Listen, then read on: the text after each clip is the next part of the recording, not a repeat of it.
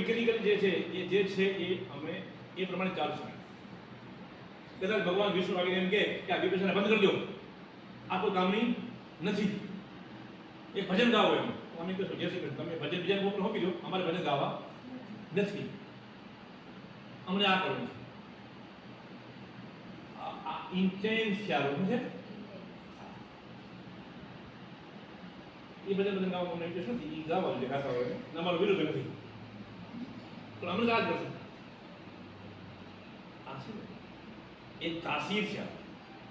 ધર્મ, અર્થ, કામ અને મોક્ષ. આ કામ શબ્દ છે ને એ આપણી ડિઝાયર, આપણી કામનાઓ છે, આપણી ચોઈસ છે. શું છે?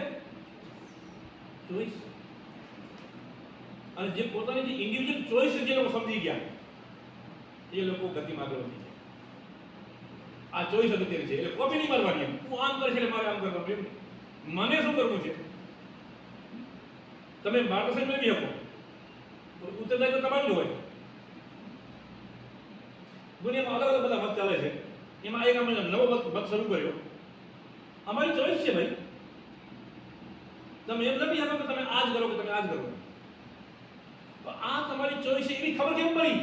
કારણ કે 25 વર્ષ સુધી લાકડા વેરતે વેરતે ક્લાસમાં ધ્યાન આપ્યું, એટલે ખબર પડી કે અંદર શું છે, પછી કઈ કાયદો છે ત્યારે આવી ગયો ને નક્કી કરી નાખ્યો.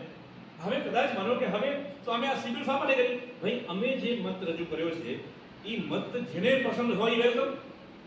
ક્યારે આવી ગયો ને જે મત પસંદ હોય એ વેલકમ. પણ નથી, પણ જાણકારી આપી રહ્યા કે આવું પણ હોઈ શકે, આ પણ હોઈ શકે, પેલું પણ હોઈ શકે, ઢીકલું પણ હોઈ શકે, બધું જ હોઈ શકે.